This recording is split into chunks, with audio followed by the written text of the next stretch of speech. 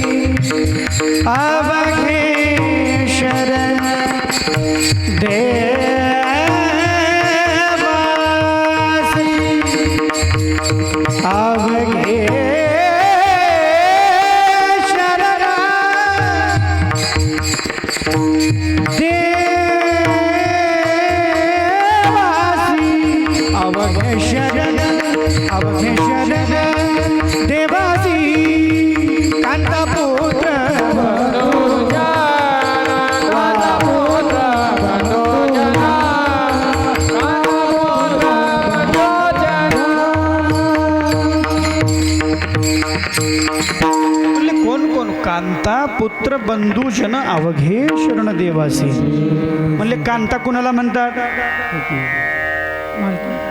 कुणाला म्हणतात कांता? माहित नाही? लग्न झाले? झालंय। ते लग्न करून आणलेले कोण आहे? अब्बा, उद्या सकाळी जेवायला मिळायचं नाही म्हणजे कळेल। कांता कुणाला म्हणतात? मालकीनला।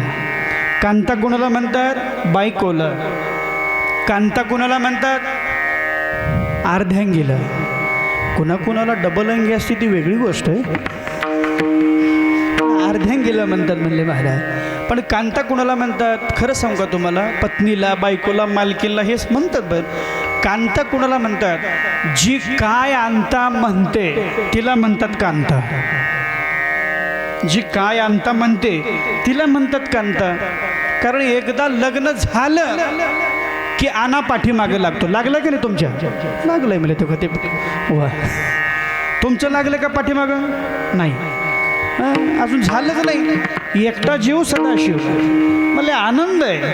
आणि एकदा जर लग्न झालं हो आणि आणा जर पाठीमागं लागला, मोठमोठ्या अन्नाचा रंग उडाला हो का? तुमचं नाही अजून, हे बघा म्हणले हे सगळे रंग उडालेले आहेत म्हणले महाराज। फार अवघड गोष्ट आहे, जी काय आणता म्हणते तिला म्हणतात कांता.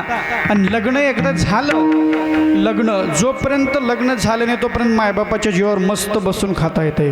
काम केलं तरी चालतंय, नाही केलं तरी चालतंय.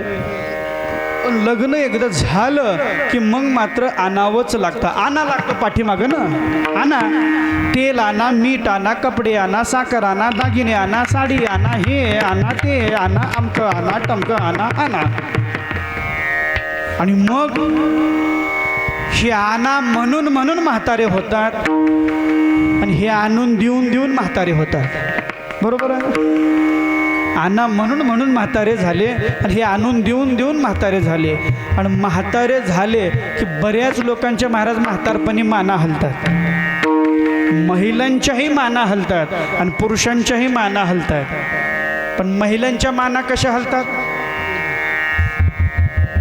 बघा तुम्ही. महिलांच्या माना कशा हलतात आणि पुरुषांच्या. याचं कारण काय? कारण दुसरं तिसरं काहीच नाही. तुम्ही महाराष्ट्रामध्ये बघा, महिलांची मान अशी कुठंच हलणार नाही. महिलांची मान हलणार अशी का? आयुष्यभर ते केलेलं असतं ना. तेल आणा, मीठ आणा, कपडे आणा, साखर आणा, दागिने आणा, म्हातारी माना महिलांच्या. आणि पुरुषांच्या माना. याचं कारण काय? ते म्हणत म्हातारे मला तुला काही आता आनंद देणं होत नाही, तुझं तू बघ नाही तर तुझ्या पोराला सांग. श्वहार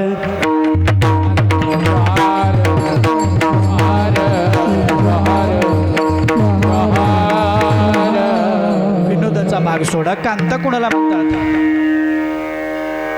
जी सदाचारी सद्विचारी अशी पत्नी जर आपल्या जीवनामध्ये भेटली, मग याच्यासाठी माऊली सांगतात स्त्रिया सुचिरभूत असाव्या सदा, भविस्पर्श करू नये कदा, जरी संसारी असेल आपदा तरी आचारा सोडू नये.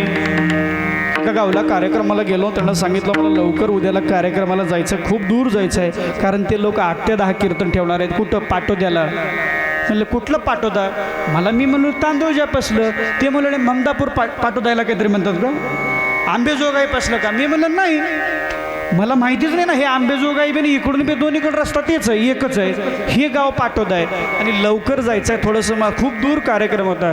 काही चिंता करू नका म्हणले, मला तुम्ही लवकर उठा, स्नानपूजा करा, तुम्हाला नाश्त्याला देते, नाश्ता करा, तुम्ही करा, पकवाज मास्तर गुरुजी सगळे करा, ड्रायव्हर सगळे करा, नाश्ता करून देऊन तुमची बॅग भरून देऊन तुम्हाला पाठवते आणि मी निवांत आंघोळ करते म्हटली. निवांत आंघोळ नंतर नाश्ता बिना आंघोळीचंच बनवता? हो, आमच्याकडे चालतो म्हणले बिना आंघोळीचा नाश्ता. माऊली सांगतात स्नान स्नान केल्याशिवाय स्वयंपाकगृहाकडे जायचं नाही. ज्या घरामध्ये स्नान न करता स्वयंपाक केला जातो त्या घराची अधोगती कोणीही थांबवू शकत नाही. म्हणून स्नान करूनच स्वयंपाकगृहाकडे गेलं पाहिजे, गॅसकडे, किचन ओट्याकडं.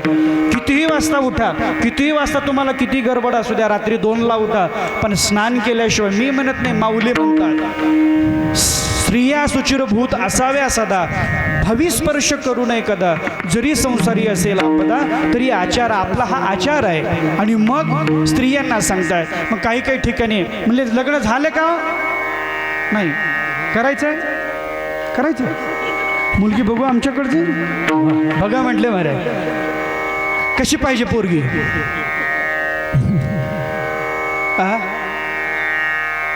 नाही तेव्हाचं तेव्हा बघू, पण मुलगी बघू. कुण्या या लेकराला विचारतो पण नाही, कुण्याही लेकराला विचारा तुम्ही मुलगी कशी पाहिजे. महाराज पोरगी चांगली राहो. चांगली म्हणजे कशी? येवन येवन. अरे वा, सगळेच येवन म्हणू लागले तर 2-3 नंबरचा माल कुणं घेऊन जावं. बरं, तिसरी गोष्ट 3 नंबर नाही 4 नंबरचा सुद्धा माल भेटेना गेले. एक पोरग काल आमच्या गावात आलं होतं वडवळला, लंगडी खुळी, लग्न झालेली, कसली बी बायको पाहिजे, हो बायको पाहिजे म्हणून. बायकाच मिळणार. सोलापूर जिल्ह्यामध्ये सोलापूरला मोर्चा काढला नवरदेवानी, काढला का नाही? बघितलं का तुम्ही न्यूज चॅनलवरती? बायका द्या. आता कलेक्टरला कुठून बायका आणून द्यायच्या एवढ्या? एक लक्षात घ्या, इथून लग्न कुणाची होणार? जी मुलं निर्व्यसनी, कर्तृत्व नाही, जी आपल्या मायबापाच्या जीवावर जगत नाही त्यांचीच लग्न होतील, जी आपल्या धर्मानं वागतात, जी निर्व्यसनी आहे. म्हणून म्हणले बायको कशी पाहिजे, येवन कसलीच बायको मिळेना, कारण मुलांची संख्या जास्त आहे आणि मुलींची संख्या कमी आहे. आणि त्यातल्या त्यात मुलींच्या बापाच्या इच्छा अपेक्षा वाढलेल्या आहेत. पोरगं सरकारी ड्युटीला असावं, नसेल तर इंजिनियर असावं, पुण्याला 2 BHK फ्लॅट असावा, त्याला वर्षाकाठी 28-30 लाख रुपयाचं पॅकेज असावं, पोरगं दुसरी गोष्ट एकुलतं एकच असावं. काल एक बाप भेटला महाराज 4 दिवसाखाली, म्हणले पोरगं एकुलतं एक राहावं, त्याला माय बाप जमल का, बहीण रवणे भाऊजाई रवणे कुणीच रवणे, भाऊ रवणे. म्हणले मायबाप असले तर जमल का, नाही म्हणलं का. मी म्हणलं असले तर घाल मारून थोडं औषध देऊन. बरं ठीक चालते म्हणले महाराज, दिला म्हणले सोयरी करायची, असं पोरगा आहे का म्हणले. मी म्हणलं आहे, आमच्या गावचं एक पोरगा आहे, पुण्याला आहे, त्याला 30 लाख रुपयाचं पॅकेज आहे, 32 लाखाचं पॅकेज आहे, पुण्याला 2 BHK फ्लॅट आहे, गावाकडे जमीन चांगली आहे आणि आहे पोरगं. बरं ठीक आहे, मुलगा मस्त आहे, दिसायला सुद्धा सुंदर आहे.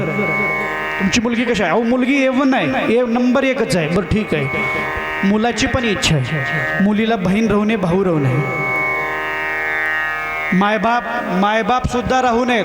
आणि जर असतील सोयरीक करेपर्यंत साखर खाईपर्यंत असले तर चालेल.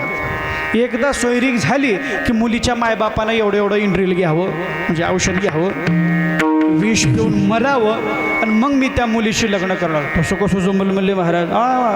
तुम्हाला जमतं का म्हणले, पोरगं एकलता एक राहावं, त्याला माय राहणे बाप राहणे भाऊ राहणे कोणी राहणे, असं पोरगं का आभाळातून पडलेलं आहे नाही. ही विचार आम्ही कुठं चाललो आहोत, सुशिक्षित म्हणणारे शिक्षित म्हणून घेणारे हे विचार कुठं चालले आहेत. माणसाची आमच्या भारत देशाची लोकसंख्या किती झाली आहे, 140 कोटी. लोकसंख्या एवढी वाढलेली आहे, पण माणूस वरचीवर एकटा होत चाललेला आहे. शिवाहार शिवाहार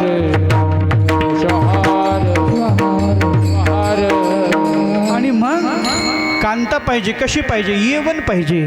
वेड्या A1च्या नादामध्ये आमच्या गावात पोरगाय महाराज, त्यानं 150 पोरी बघितलंय. किती, 150 पोरी. गावातले लोक म्हणले हे लग्नच करत नाही, द्या ह्याला सोडून, म्हणले ह्याला मठावर कुठं तर. मी म्हणलं आमच्या कल्याण स्वामी महाराजाला विचारतो, सतळ्याला हाय वाटतं मठ.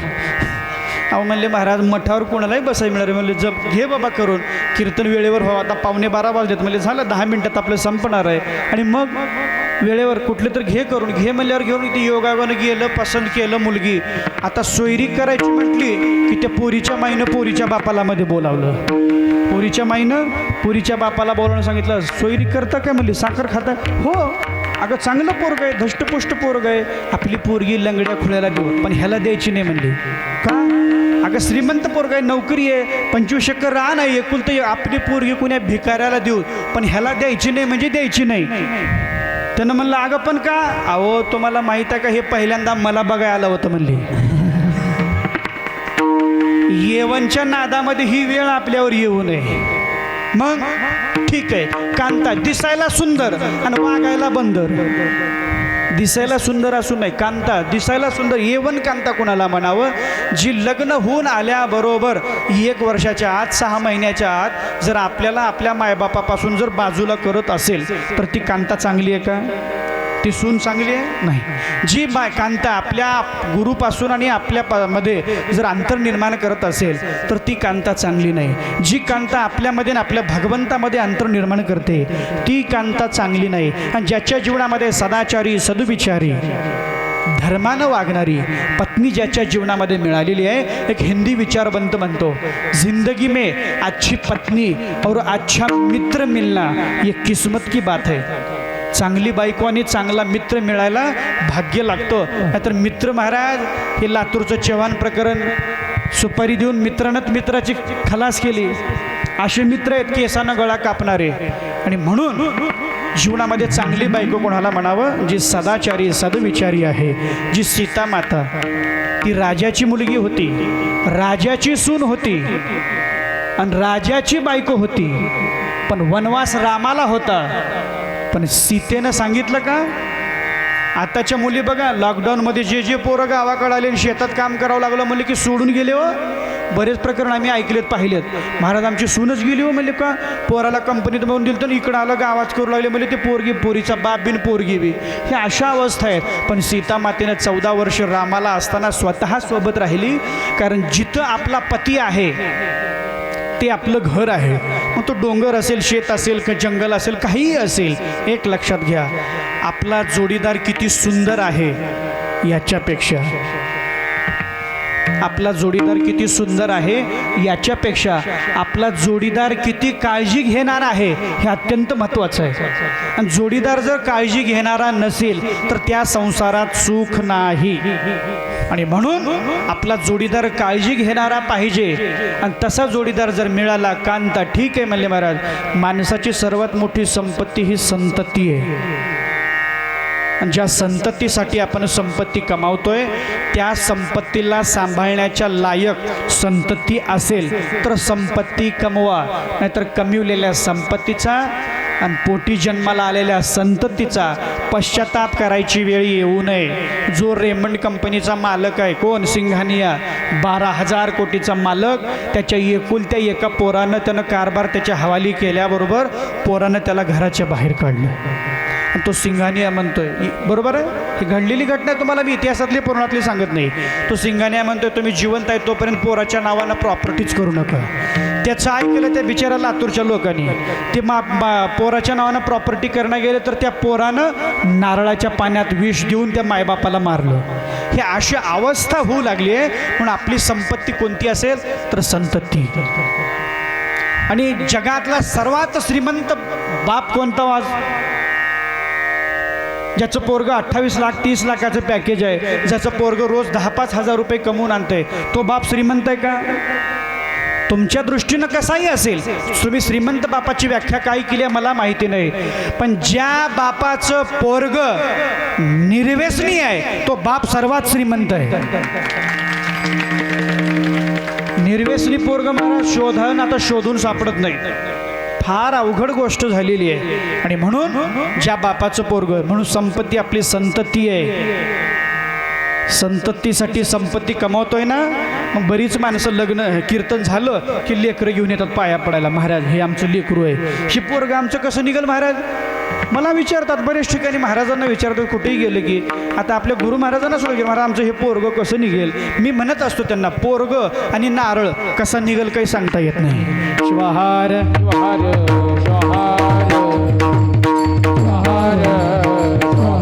आपली पोरगं असावं, जगीपुत्र ऐसा व्हावा, त्याचा वंश मुक्तीस जावं, असं पोरगं असावं.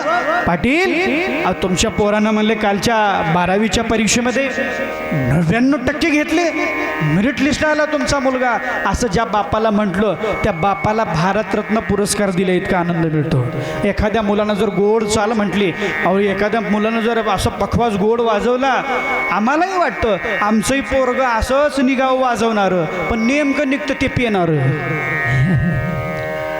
आणि मग एखाद्याला जर म्हटलं काय तुमच्या मुलानं पखवाज वाजवला रात्री कीर्तनामध्ये, काय चाल म्हटली हो तुमच्या मुलानं रात्री कीर्तनामध्ये, बापाला अंगावर त्याच्या मुठभर मास आल्यासारखं होतं. आणि त्याच बापाला जर म्हटलं पाटील तुमचं पोरगं बसस्टँडला पडले हो, नालीच्या कडेला पडले, रस्त्याला पडले, म्हटल्यावर त्या बापाला जोड्यानं मारायची गरज नाही. ते बाप 4 चौघातून मान खाली घालून उठवून जात असतो. म्हणून एक लक्षात घ्या, तुमच्या पोरानं सायकल मागितलं, खेळणं मागितलं म्हणून रडेल लेकरू, तुम्ही खेळणं नाही दिलात म्हणून 4 दिवस 8 दिवस 15 दिवस महिनाभर लेकरू रडेल. तुमचं लहान लेकरू, आजकाल लाड त्याचे भरपूर आहेत, पोराला मोबाईल दिला तरच ते खातं, जेवणच करत नाही महाराज आजकालची बरीच पोरं. मी म्हटलं अरे जेवण दिलं ते बघत नाहीत. आणि जे मुलं मोबाईल बघत बघत जेवण करतात, मोठी असू द्या बारकी असू द्या छोटी असू द्या, त्यांची पचनक्रिया मंदावते, पचनक्रिया मंदावते बरं का. लहान मुलाला म्हणले मोबाईल दिलं, मग ते ऐकतच नाही म्हणले महाराज, नाहीतर रडतं. तुमच्या लेकराला मोबाईल नाही दिला, एखादं खेळणं नाही दिलं, बॅट नाही दिली, बॉल नाही दिला, मग ते पोरगं 8 दिवस 15 दिवस रडेल. पण तुमच्या मुलाला जर तुम्ही संस्कार नाही दिलात तर तुमचं मुलगा आयुष्यभर रडेल. आणि आपलं पोरगं आयुष्यभर रडू नये म्हणून त्याला संस्कार दिले पाहिजेत. जो संस्कार आता उद्याला आपल्या या ठिकाणी गावामध्ये या सर्व ग्रामस्थांच्या वतीने एवढा सुंदर कार्यक्रम या ठिकाणी आयोजित केलेला आहे. म्हणून आपल्या पोराला दीक्षा संस्कार द्या. जगामध्ये नंबर 1ला ख्रिश्चन धर्म आहे, नंबर 1ला. का? कारण ते लोक काय करतात माहिती आहे का? ख्रिश्चन लोक लेकराला थोडं थोडं कळू लागलं आणि ते लेकरू झोपलं की त्याच्या डोक्यापाशी एक खेळणं आणून ठेवतात. खेळणं जे त्याला आवडतं ते. मग ते लेकरू झोपेतून उठलं की ते खेळणं बघतं आणि ते हसतं खेळण्याकडे बघून. आणि हसलं की मला ते विचारतं आईला, मम्मीला, त्याच्या पप्पाला विचारतं कुणी आणलं हे, कुणी आणलं. मग त्याला ते सांगतात हे तुला येशूनं दिलेलं आहे. कुणी दिले? येशूनं दिलेलं आहे. मग ते येशूनं दिलेलं आहे, येशूनं दिलेलं आहे, येशूनं दिलेलं आहे म्हणून त्याच्या डोक्यात फिट बसतो. त्याची जी निष्ठा आहे येशूवरची, ख्रिश्चन धर्माची जगात नंबर 1ला आहे, त्याची निष्ठा बसते. दुसरी गोष्ट 2 नंबरला असलेला मुस्लिम धर्म. अल्लाह झूठ आहे म्हणणारा एकही मुस्लिम सापडणार नाही. का सापडतो? अल्लाह झूठ आहे म्हणणारा एकही मुस्लिम सापडणार नाही. पण देव नाही म्हणणारे हजारो नालायक हिंदू आपल्या धर्मात सापडतात. देव दाखवा 10,000 रुपये मिळवा म्हणणारे. आणि म्हणून हे सगळे जगातले धर्म जन्मल्याच्या नंतर संस्कार करतात. ख्रिश्चन घ्या, धर्म कुठलाही धर्म घ्या, प्रत्येक धर्मामध्ये जन्मल्याच्या नंतर संस्कार आहेत. जगाच्या पाठीवर असा एकमेव धर्म आहे ज्या धर्माचं नाव वीरशैव लिंगायत धर्म आहे. ज्या धर्मामध्ये जन्मल्यावर नाही, जन्माच्या अगोदर संस्कार केले जातात. आईच्या पोटामध्ये असताना 7व्या महिन्यामध्ये 8व्या महिन्यामध्ये आईच्या गर्भाला लिंग बांधला जातो. बऱ्याच गावामध्ये 5वीला लिंग आणला जातो मुलाकडून जाऊन. मुलगा लेकरू जन्मला असेल तर 5वीला नाही महाराज, 7व्या महिन्यामध्ये 8व्या महिन्यामध्ये गुरु महाराजाकडून, आपले जे गुरु महाराज आहेत, नाही स्वामी महाराज जे माहेश्वर मूर्ती आहेत, त्यांच्या हस्ते आपण गर्भाला लिंग म्हणजे आईच्या डाव्या हाताला लिंग बांधला जातो. जन्माच्या अगोदर आमचा संस्कार आहे. आणि म्हणून आमचे संत सांगत असताना आम्हाला म्हणतात कुल ते पवित्र वीरशैव वंशी, कुल ते पवित्र वीरशैव वंशी.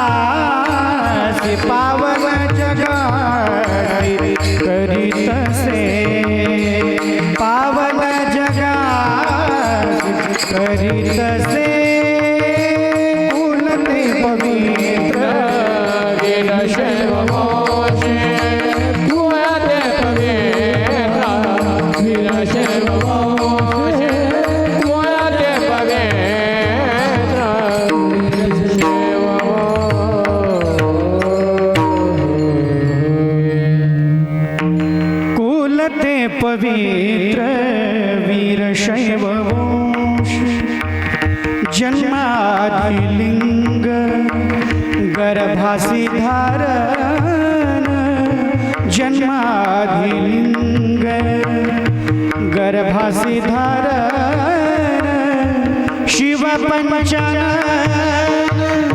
सखा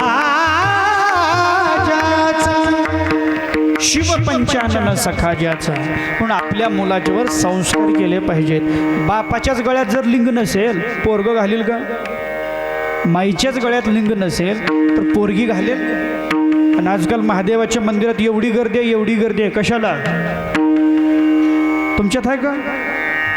हाय सोमवारी गर्दी. बऱ्याच गावात मंदिरामध्ये गर्दी आहे. ज्या बाया गळ्यात लिंग घालत नाही, ज्या महिला गळ्यात लिंग न घालता मंदिरात जाऊन पूजा करायला जातात, त्या पूजेचं फळ त्यांना काहीच मिळणार नाही. गळ्यामध्ये इष्टलिंग हृदयावरी मग महाराज अन्य देवा नमस्कारी, आम्हाला कुठं जायची गरज नाही. घरामध्ये बरेच जण सासू सासऱ्याला उपाशी ठेवतात आणि सोमवारी पशुपतीनाथाचे व्रत करतात. ज्या घरात सासू सासऱ्याला चहा दिला जात नाही, जेवण दिलं जात नाही, ज्या घरातले सासू सासरे रडतात ते घर नसून ते नरक आहे, ते स्मशान आहे. आणि ज्या घरातले मायबाप हसत मुखानं आहेत ते घर नसून ते मंदिर आहे, मंदिर नसून ते कैलास आहे. म्हणून आपल्या घरातल्या आई वडिलाला अगोदर एक लक्षात घ्या, देवाची भक्ती करून आई वडील मिळवता येत नाहीत, पण आई वडिलाची सेवा करून मात्र देव मिळवता येतो. आणि अनेकांनी तो देव मिळवला. म्हणून आपल्या पोरावर योग्य ते संस्कार करा. मुलीवांच्या गळ्यामध्ये इथून त्याचा परिणाम, कपाळावर भस्म लावलं तर तुमच्याकडे वाईट दृष्टी करून बघण्याची कोणाची हिंमत नाही. आणि म्हणून आपल्या मुलामुलीवर संस्कार योग्य. कांता पुत्र बंधू जन अवघे शरण देवासी. ठीक आहे महाराज. आणि मग पहिली गोष्ट सांगितली नाम, परमार्थाला पोषक आणि प्रपंचाला पोषक आहे गोष्ट. दुसरी गोष्ट दाम.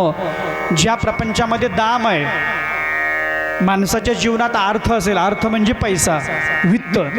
माणसाच्या जीवनात अर्थ असेल तर माणसाच्या जीवनाला अर्थ. माणसाच्या जीवनामध्ये जर अर्थ नसेल तर माणसाच्या जीवनाला अर्थ नाही. माणसाच्या जीवनामध्ये एकटा अर्थ जर असेल तर जीवनातल्या प्रत्येक गोष्टीला अर्थ प्राप्त होतो महाराज. का? वंगण नसलेलं जसं बैलगाडीचं चाक रडतं तसं अर्थहीन जीवन आडतं. भुईमुगाच्या शेंगा तुम्ही ठेवता का घरात? शेंगा कशात ठेवता? कुणी पोत्यात, कुणी कोटीमध्ये. किती दिवस ठेवता माय? त्याच्यातला शेंग थोडे दिवस म्हणजे 4-6 महिने ठेवतात ना. पण किती दिवस ठेवता म्हणलं तर त्याचं उत्तर आहे त्याच्यामध्ये शेंगदाणा जोपर्यंत आहे. आणि त्याच्यातला शेंगदाणा एकदा निघाला बाहेर, ते चोपट कुठं जाते माय? चुलीला, उकरड्याला. म्हणले त्या भुईमुगाच्या शेंगामध्ये जोपर्यंत शेंगदाणा आहे ते शेंगा पोत्यात राहतात. आणि त्याच्यातला एकदा शेंगदाणा निघाला की ते चोपट उकरड्याला जाते.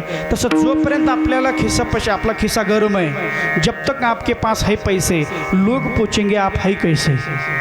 आणि ज्या दिवशी तुमच्या पसले पैसे संपले, सगळ्या जगातले पैसे संपतात. एखाद्याला जर म्हटलं अहो बी घ्यायचं आहे, थोडं कमी पडलेत, अहो तेव्हाच म्हणावं का नाही, मी आत्ताच दिलो म्हणले आमच्या इजू भाऊला पैसे, म्हणले त्यांना खताला कमी, असं म्हणतात. हे असं आपल्या पैसे संपले की. म्हणून एक लक्षात ठेवा, माणसाचा भरलेला खिसा माणसाला जग दाखवतो आणि माणसाचा रिकामा खिसा जगातली माणसं दाखवतो. आणि ज्याच्या संसारात पैसा नाही त्याला बायको सुद्धा किंमत देत नाही. बायको सुद्धा म्हणते काय म्हणले तुमच्या संसारामध्ये 40 वर्ष झालं संसार करते, गळ्यामध्ये फुटका मणी केला नाही. भारी आवडीची मोठी घाली कपाळाशी गाठी, वित्त नाही जयापाशी ऐका त्याची गती कैसी. म्हणून बायको सुद्धा किंमत देत नाही. म्हणून माणसानं जीवनामध्ये पैसा कमावला पाहिजे. गरीब म्हणून जन्माला आलात हा तुमचा गुन्हा नाही, पण गरीब म्हणून जर मेलात हा तुमचा गुन्हा आहे. म्हणून गरीब म्हणून मरू नये. मग गरीब म्हणून मरू नये म्हणले काय करावं महाराज? याच्यासाठी संसारामध्ये पैसा पाहिजे ना. मग एक काम करा म्हणले बाबा, काय? घरी उद्योग करीती, घरी उद्योग करीती, घरी उद्योग करीती, घरी उद्योग करीती. वाचे वदती शिव शिव, वाचे वदती शिव शिव, घरी उद्योग करीती, घरी उद्योग करीती, घरी उद्योग करीती. उद्योग असावा, उद्योग असावा. उद्योग असेल तर अर्थप्राप्ती आहे.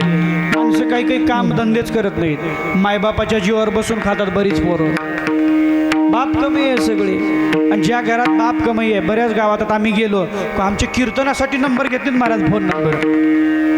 आता इथं आलो कीर्तन इथलं म्हणून सांगते, कुणी गावात गेलो की लोक बरेच चहाला दुधाला घेऊन जातात. चला ना म्हणले मला थंड घेऊ काहीतरी घरी जाऊ. घरी घेऊन गेलं, थंडी घेऊन गेलं. आता आनंदानं बोलू असेल, काय भाविक आहे भक्त असेल वाटलं आम्हाला. घरी गेलो, बसलो, चहा घ्यायचे का थंडी घ्यायचा काय घे, म्हणलं दूध घेऊ.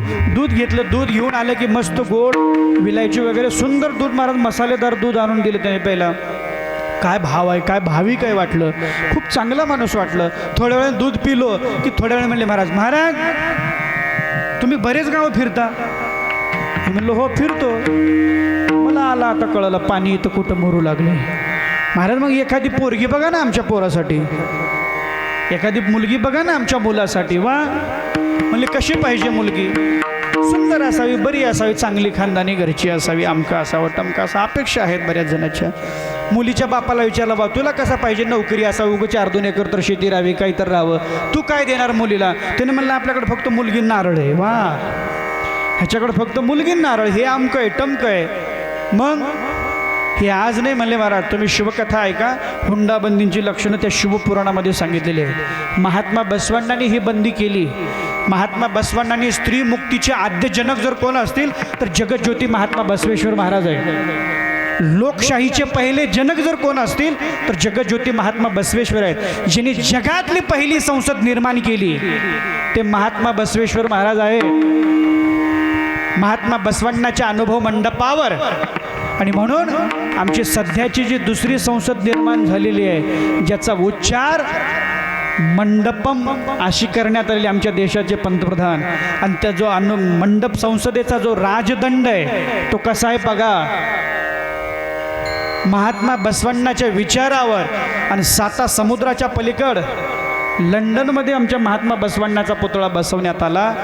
दुबईमध्ये जगज्योती महात्मा बसवेश्वर महाराजांची जयंती साजरी करण्यात आली. का तर महात्मा बसवेश्वर महाराजांची जी वचनं आहेत, जे विचार आहेत ते समाजाला जोडण्याचे विचार आहेत, माणसाला माणूस जोडण्याचे विचार आहेत.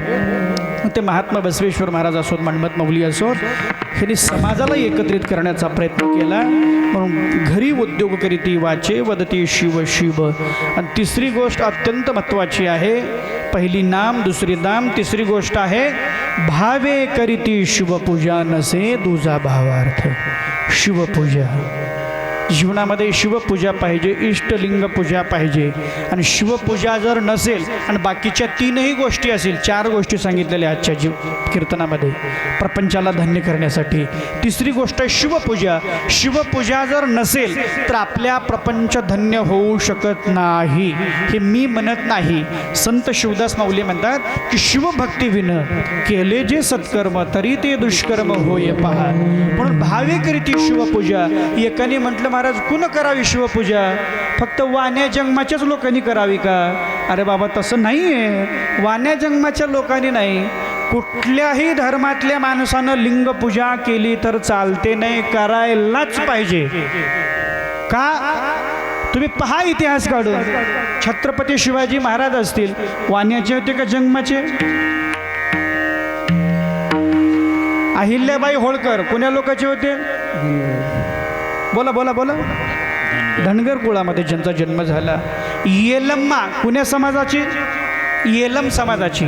शिवा शिंपी, कक्कया ढोर, चन्नया मांग, साळी माळी, कोष्टी तेली, हे सगळे जे आहेत ह्या प्रत्येक धर्मातल्या माणसानं लिंगपूजा केली तर चालते. कुण केली? एकाने मला विचारलं, अरे कुण केली नाही मला त्याचं नाव सांग.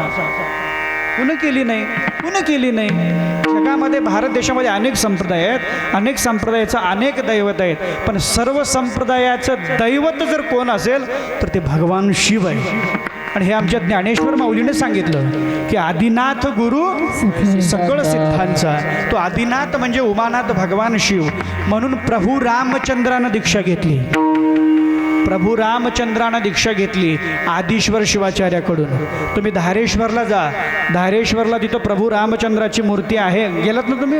बघितलात? कपाळावर भस्म लावलं जातं महाराज. तिथं दीक्षा घेतलेली आहे आमच्या प्रभू रामचंद्राने. कपिवर्य महारुद्र हनुमंतरायाने घेतली, मारुतीरायाने दीक्षा घेतली. पुन्हा दुसरी गोष्ट, इतर देवांचं डोकं आणि आमच्या पांडुरंगाचं डोकं. जो पंढरपूरचा कानडा राजा पंढरीचा, वेदा नाही नाही कळला अंत पारयाचा, कानडा राजा पंढरीचा. इतर देवाचं डोकं आणि पांडुरंगाचं डोकं वेगळं आहे. इतर देवाचं आणि पांडुरंगाचं डोकं वेगळं आहे. पांडुरंगाचं डोकं हे लिंगाकार आहे. पांडुरंगाच्या डोक्यावर लिंग आहे आणि तो आमचा पांडुरंग, एकच आमच्या पांडुरंगाचं भजन चालू आहे. परब्रह्मलिंगम भजे पांडुरंगम. ज्यांनी लिंगाची पूजा केली, लिंगाष्टक वाचा. पहा, आम्ही रोज म्हणतो, ज्यांनी ज्यांनी लिंग पूजा केली त्यांच्या जीवनामधल्या सुखाला कारणीभूत जर काय असेल तर ती पूजा आहे. मग ते पशुपतीचं व्रत असेल, मग इष्टलिंग पूजा असेल, स्थावर लिंगाची पूजा असेल, 16 सोमवारचं व्रत असेल, कुणी शिवरात्रीचं व्रत करतं, प्रदोष कुणी करतं, अनेक प्रकारचे व्रत आहेत. त्या सर्वाला कारण जर काय असेल तर सुख देईल शंकर, आणि करा पूजन लवकर. म्हणून प्रत्येकाने पूजा केली. आमचे छत्रपती शिवाजी महाराज, अहिल्याबाई होळकर, या प्रत्येकाने जर काय केलं असेल तर पूजा. आमचे ज्ञानेश्वर माऊली ज्यांनी लिंग पूजा केली आणि सांगितलं की स्वर्ग जयाची साळुंका. ज्ञानेश्वर माऊली आमचे म्हणतात, लिंग देखिले देखिले तेने त्रिभुवन विस्तारिले. ज्या लिंगाची पूजा करून आम्हाला लिंगरूप व्हायचं आहे, शिवरूप व्हायचं आहे. या जीवाचं मूळ स्वरूप हे शिवरूप आहे. मग तो पंढरपूरचा पांडुरंग जो डोक्यावर घेऊन म्हणले भजतोय, परब्रह्मलिंगम भजे पांडुरंगम. युगे 28 उभा तप करीन मस्तकी तो धरी शिवलिंग. ज्यानं डोक्यावर घेतलेला आहे तो लिंग पूजा, ती शिवपूजा. उद्याला आमचा अधिकार आम्हाला मिळणार आहे. तो परमपूज्य सद्गुरू शंभुलिंग शिवाचार्य महाराजांच्या हस्ते शिवदीक्षा संस्कार. ज्यांना दीक्षा घ्यायची आहे ते पुरुष मंडळींना त्यांनी सांगितलेलं आहे मुंडन करून यायला पाहिजे. नाही आला तरी इथल्या मंडळाने किती सुंदर व्यवस्था केली आहे. तुम्ही काय करू नका, इथं या. फक्त तुम्ही इथं आलो की तुमची सगळी व्यवस्था, मुंडन करून आंघोळ घालून तुम्हाला मध्ये बसवलं जाईल. सगळी व्यवस्था, त्याच्यासाठी लागणारं साहित्य, लिंग, विभूती, रुद्राक्ष, वस्त्र, जे पात्र आहे हे सगळं तुम्हाला इथं देणार. फक्त 501 रुपये ना, 501 रुपये दिला की तुम्हाला हे सगळी व्यवस्था एवढी सुंदर करण्यात आलेली आहे. एवढे सुंदर सुंदर माहेश्वर मूर्ती या ठिकाणी पूजाविधीसाठी आलेल्या आहेत. आमचे या ठिकाणी उपस्थित आमचे अरुण स्वामी महाराज या ठिकाणी उपस्थित आहेत. आमचे नागनाथ स्वामी तेरखळकर, पुन्हा त्यांचे जावाई आमचे ओंकार स्वामी महाराज. हे सुंदर महाराज, एवढी विद्वान मंडळी आहेत. आणि या मंडळीच्या हस्ते या ठिकाणी लिंग, तुमची दीक्षा कार्यक्रम म्हणजे प्राणप्रतिष्ठा होणार आहे तुमच्या लिंगाची, इष्टलिंगाची. तुमच्यातला जो प्राण आहे त्या इष्टलिंगामध्ये ठेवला जातो, घातला जातो संस्काराच्या माध्यमातून. आणि मग तो शिवदीक्षा संस्कार अत्यंत महत्त्वाचा आहे. महिलांसाठी व्यवस्था आहे, पुरुषांसाठी एवढी सुंदर व्यवस्था आहे. आणि महाराज दीक्षा देणारे आमचे परमपूज्य सद्गुरू, अत्यंत प्रेमाळू, कनवाळू, दयाळू मूर्ती सद्गुरू शंभुलिंग शिवाचार्य महाराज आंबेजोगाईकर, त्यांच्या हस्ते सुंदर हा कार्यक्रम या ठिकाणी संपन्न या मंडळानं या ठिकाणी आयोजित केलेला आहे. आणि म्हणून शिवदीक्षा संस्कार घ्यायला पाहिजे. ज्यांची दीक्षा नाही तोवरी भवीच बोली जे पाही, त्याला मुक्त होता येत नाही. म्हणून दीक्षा संस्कार पाहिजे. काही काही लोकांना लाज वाटते महाराज डोक्याचे केस काढायला. तुम्ही तिरुपतीला जावं, बाया डोक्याचं मुंडन करून यायला, आणि पुरुषांना लाज वाटते डोक्याचं मुंडन. केस न यायची गोष्ट आहे का? येतील, पण संस्कार हे म्हणले नंतर नंतर नाही. म्हणून आयुष्य नंतर नंतर नाही, आयुष्यामध्ये हे शिवदीक्षा पूजा आपण प्रत्येकाने करायला पाहिजे, जी पांडुरंगाने केली. म्हणून आम्ही म्हणतो ज्यांनी ज्यांनी पूजा केली ती कोण? ब्रह्ममुरारी सुरार्चितलिंग निर्मल भासित शोभितलिंग जन्मज दुःख विनाशकलिंग तत्र नमामि सदाशिवलिंग. लिंगाची पूजा म्हणजे सर्व ब्रह्मांडाची पूजा आहे. भगवान शिवाची जे जीवाचं मूळ स्वरूप आहे त्या शिवाची पूजा आहे. आणि शिवपदाला पोहोचण्यासाठी आपल्या जीवनामध्ये शिवपूजा पाहिजे. कारण देव होऊनी देवा भजिजे. आणि सर्व संस्काराचा राजा, जे 16 संस्कार आहेत त्याचा मुख्य जर कोण असेल तर तो दीक्षा संस्कार आहे. आणि म्हणून सर्व संस्काराचा राजा हा शिवदीक्षा संस्कार आपण प्रत्येकाने घ्यावा. ज्यांची झाली नाही त्यांनी बरं का. आणि दीक्षा संस्कार घेऊन आपल्या धर्मानं आपल्याला वागावं. वीरशैव लिंगायत धर्म म्हणजे वाण्या जन्माचा नाही. या धर्मामध्ये प्रत्येक कुठलाही माणूस, बऱ्याच गावामध्ये धनगरांनी दीक्षा घेतली आहे, माळी दीक्षा घेतात, कोष्टी, तेली, ढोर चांबार म्हणजे प्रत्येकाच्या गळ्यात लिंग आहेत, अनेकांनी घेतली म्हणून आपण त्यापासूनही वंचित राहू नये. प्रभू रामचंद्राने घेतली, सर्वांनी घेतली, मग आपण का त्यापासून वंचित राहावं म्हणून आपण प्रत्येकाने दीक्षा घ्यावी. ज्यांची झाली नाही त्यांनी गुरु महाराजांच्या हस्ते. म्हणून भाविक रीती शिवपूजा नसे तुझा भावार्थ. भावी म्हणजे आवडीनं भगवान शिवाची पूजा. पहिली नाम, दुसरी दाम, तिसरी शिवपूजा आणि चौथी गोष्ट आहे वाढी याचकासी अन्न आणि करी भोजन अवश्य. आपल्या प्रपंचामध्ये अन्नदान असावं. ज्या प्रपंचामध्ये अन्नदान आहे त्या प्रपंचामध्ये आनंद आहे. ज्या तीर्थक्षेत्राच्या ठिकाणी अन्नदान आहे त्या तीर्थक्षेत्राचा महिमाच वेगळा आहे. दानाचे प्रकार भरपूर आहेत. भूमिदान, वस्त्रदान, नेत्रदान, सुवर्णदान, धनदान, गोदान, नेत्रदान, किडनीदान. शेवटी काहीच नाही जमलं तर मतदान तर आहेच की हो. पण बाकीच्या दानानं माणूस तृप्त होत नाही. एकमेव दान आहे अन्नदान, जे दिल्याच्या नंतर माणूस तृप्त होतो. आम्ही म्हणतो महाराज पाटील आता याच्यावरही एक घास नको, पोट भरलेलं आहे आमचं. नको म्हणण्याचं दान फक्त एकमेव म्हणजे अन्नदान आहे. आणि ज्यांच्या प्रपंचामध्ये अन्नदान आहे त्यांच्यासारखे भक्त ते भाग्यवान तेच आहे. या कार्यक्रमामध्ये ज्यांनी अन्नदानासाठी देणगी दिलेली आहे, कोणी अन्न दिलं असेल धनाच्या स्वरूपातून, कोणी डाळीच्या, गहू, तांदूळ अशा वेगवेगळ्या स्वरूपातून दिलेलं असेल, त्यांच्यासारखे भाग्यवान तेच आहेत. शिवयोगिनी संतृप्ते तृप्तो भवती शंकरः तंत्रप्त्या तन्मयं विश्वं तृप्तमेति चराचरम. एक शिवभक्त जर तृप्त झाला, एक जंगम जर तृप्त आपल्या घरी झाला, एक शिवभक्त जर आपल्या घरी तृप्त झाला तर साक्षात शिव तृप्त होतो. आणि साक्षात शिव तृप्त होतो म्हणजे या विश्वातली चराचर गोष्ट तृप्त होते. का तर हर कंकर में शंकर है. आणि प्रत्येक गोष्टीला अन्नदान केल्याचं पुण्य आपल्या पदरामध्ये पडतं. असं हे अन्नदान आहे. पण पहिली नाम, दुसरी दाम, तिसरी शिवपूजा, चौथी गोष्ट अन्नदान. या 4 लक्षणांनी युक्त ज्यांचा संसार आहे, मन्मथ माऊली म्हणतात मन्मथासी सेवा, मन्मथासी सेवा, मन्मथासी सेवा करो, मन्मथासी सेवा करो. द्वारी पडो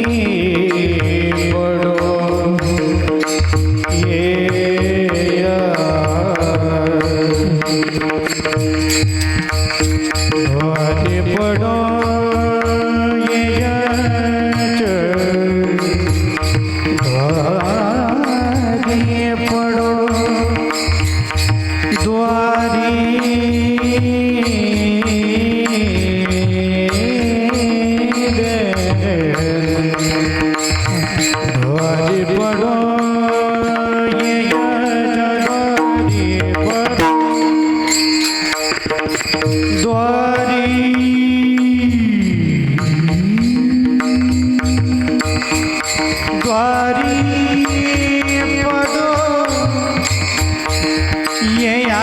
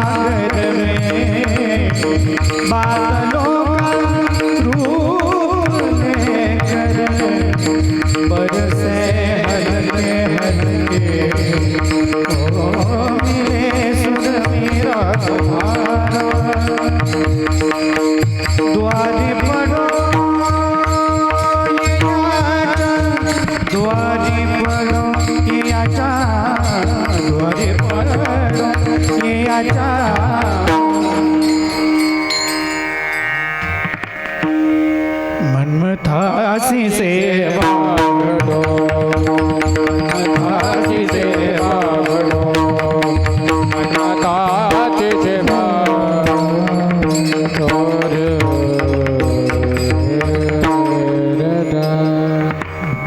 मन्मथासी सेवा घडून द्वारी पडो येयाच्या. या 4 लक्षणांनी युक्त ज्याचा संसार आहे, मन्मथ माऊली म्हणतात आशांची मला सेवा घडावी, नवे नवे आशांच्या दारामध्ये मी पडून राहावं म्हणतात. दारात कोण पडून राहतो? श्वान. म्हणजे एवढा अधिकार मोठा या गृहस्थाश्रमातल्या जीवाचा. पण याच्यासाठी 4 गोष्टी: नाम, दाम, शुभपूजा, इष्टलिंग पूजा. आणि तो करण्याचा अधिकार आपल्याला उद्याला मिळणार आहे शिवदीक्षा संस्कार झाल्याच्या नंतर. आणि 4थी गोष्ट अन्नदान. भरपूर बोलायचं होतं पण माझी बी धावपळ झाली बरं का. वेळ कमी, वेळ जास्ती झाला. महाराजांनी म्हटले होते आम्हाला, महाराज लवकर या, इथं येण्याचा योग. म्हणले मला गाव माहिती नाही, रस्ता माहिती नाही, आम्ही गादवडून या. म्हणले गादवडून यायचं म्हणलं तर ते म्हणजे इतके तर रस्ता काम निघाले म्हणले ते कॅनो. आणि हा योग सुंदर जुळून आला. या ठिकाणी महिला मंडळ बऱ्याच आलेले आहेत, पुरुष मंडळ. आमचे विनेकरी मामाला खूप त्रास झाला. त्यांच्या वयाच्या मानाने त्यांना विना दिला. मी त्यांना विचारलो तुम्हाला विना घेऊन थांबणं होईल का, कारण दुसरं कोणी येईच ना विना घ्यायला. म्हणून त्यांच्या वयाच्या मानाने त्यांचं कौतुक खूप आहे आणि म्हणून त्यांनाही धन्यवाद. या ठिकाणी महिला भजनी मंडळ तसेच या ठिकाणी उपस्थित आमचे कीर्तनकार, शुभकीर्तनकार माहेश्वर मूर्ती, नागनाथ स्वामी, कोपदेव हिप्परगेकर, तसेच ज्यांनी सुंदर गायनाची साथ केली असे आमचे शुभभक्तिपरायण विजयकुमार चावरे किनगावकर, तसेच माहेश्वर मूर्ती आमचे मृदंगवादक. आणि तसंच त्याचबरोबर आता गायनाचा ज्यांनी स्वतः अभ्यास चालू ठेवलेला आहे असे आमचे कल्याण स्वामी महाराज. सर्वच आमचे शिवभक्तिपरायण आमचे उद्धव महाराज राहिलीच की, शिवकथाकार, कीर्तनकार. जिथं कमी तिथं आम्ही म्हणतात.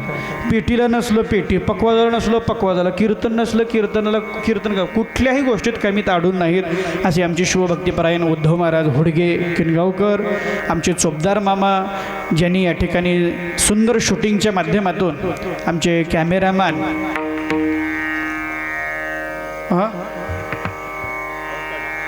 अवताडे, नागेश अवताडे.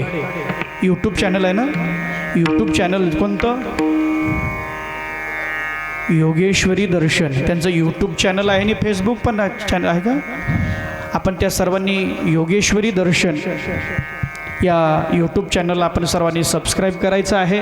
त्यांनी सुंदर या ठिकाणी कार्यक्रमाला प्रत्येकालाच वेळ झालेला, पावसानं वेळ केला आणि म्हणून या ठिकाणी मी बोलता बोलता एखादा चूक अभद्र शब्द गेला असेल त्याबद्दल क्षमा मागतो. जे चांगलं असेल ते माझे परमपूज्य गुरु माऊली वसुंधरा रत्न राष्ट्रसंत डॉक्टर सद्गुरू शिवलिंग शिवाचार्य महाराज अहमदपूरकर यांचं असेल. आणि ज्यांनी या ठिकाणी एवढा सुंदर या ठिकाणी मृदंग वाजवला असे आमचे ज्ञानेश्वर महाराज औशेकर. त्यांची साऊंड सिस्टीम आहे, त्यांनाही धन्यवाद बरं का. खूप सुंदर साऊंड सिस्टम आहे तुमचं, एकदम जसं पाहिजे तसं त्यांनी जे दिलं, सहकार्य खूप चांगलं केलं. इथलं सर्व शिष्टमंडळ, महिला मंडळ आपणा सर्वांचं अभिष्ट चिंतन करीत असताना एखादा चूक अभद्र शब्द गेला असेल त्याबद्दल क्षमा मागतो. वेळ जास्ती झालेला आहे, 12:30 वाजलेले आहेत. पण आपला कार्यक्रमच कीर्तन 11ला चालू झालं आणि जर 11:30ला बंद केलं तर महाराजाला काही येत होतं का नाही रे असं म्हणू नये. महाराजांना लवकरच गुंडाळलं. पुन्हा आणि दीक्षेवर बोलायचं होतं तर भरपूर बोलायचं होतं पण वेळ कमी आहे म्हणून पुन्हा बघू एखादी बचेंगे तो और भी लढेंगे, कधी योग आला तर. आणि म्हणून ही झालेली सेवा या ठिकाणी उपस्थित आमचे या ठिकाणी जनसमुदाय, कीर्तनकार, प्रवचनकार, भजनी मंडळ, गायक, वादक, महिला, पुरुष, आबाल, थोर, वृद्ध आपणा सर्वांचं अभिष्ट चिंतन करीत असताना झालेली सेवा प्राप्तसमयी असलेले आमचे परमपूज्य सद्गुरू शंभोलिंग शिवाचार्य महाराज आंबेजोगाईकर, मनमत बसवादी संत व त्रिकाल वंदनीय प्रातस्मरणीय माझे परमपूज्य गुरु माऊली वसुंधरा रत्न राष्ट्रसंत डॉक्टर सद्गुरू शिवलिंग शिवाचार्य महाराज अहमदपूरकर यांच्या चरणी सेवा समर्पित करून सेवेला पूर्णविराम.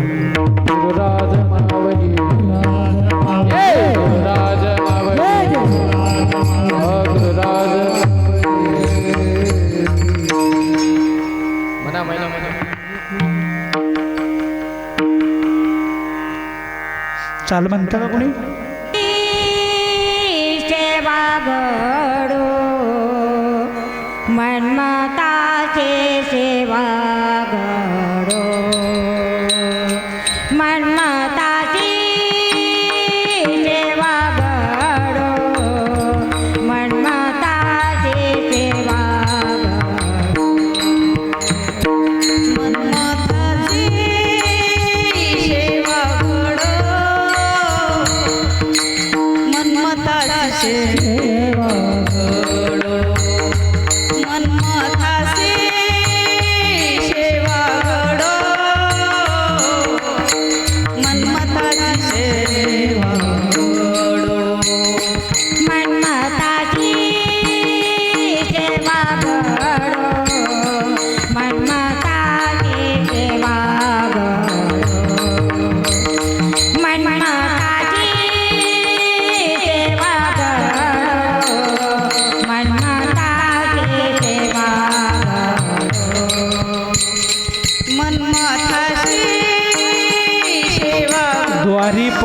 याच्या मन्मथासी सेवा द्वारी पडो ये याच्या मन्मथासी सेवा घडो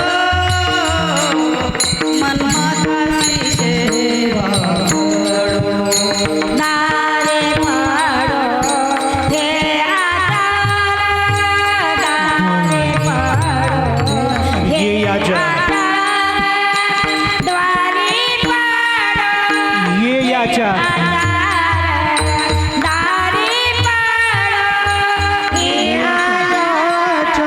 कांतापुत्र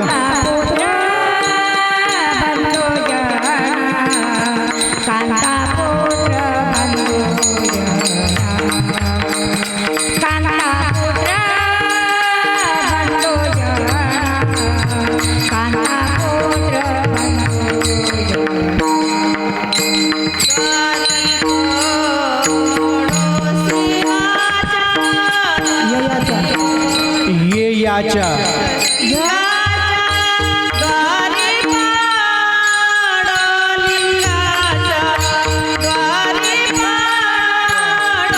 कांतापुत्र बंधुजन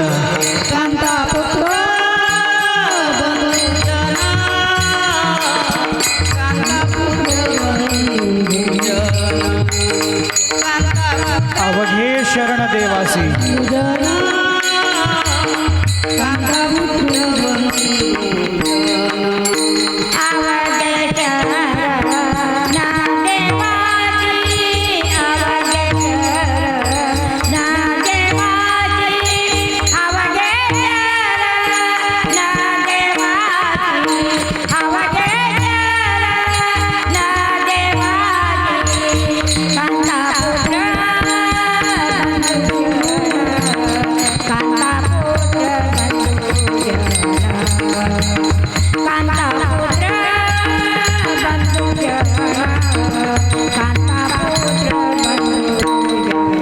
अवघे शरण देवासी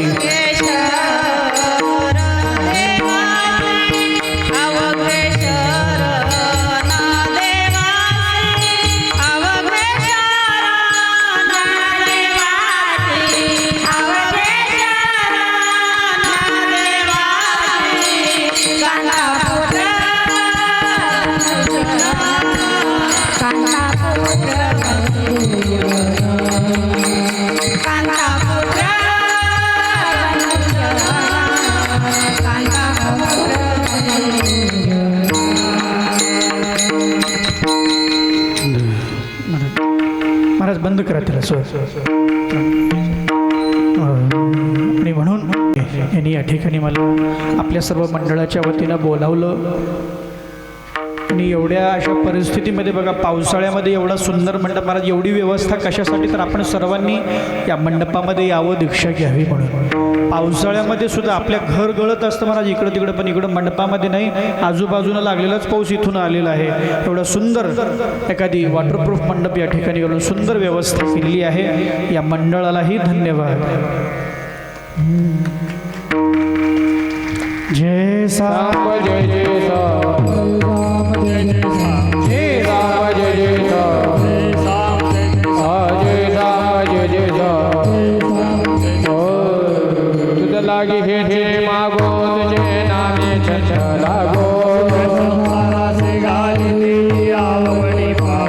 नको रे जात वासना को साधो तने दास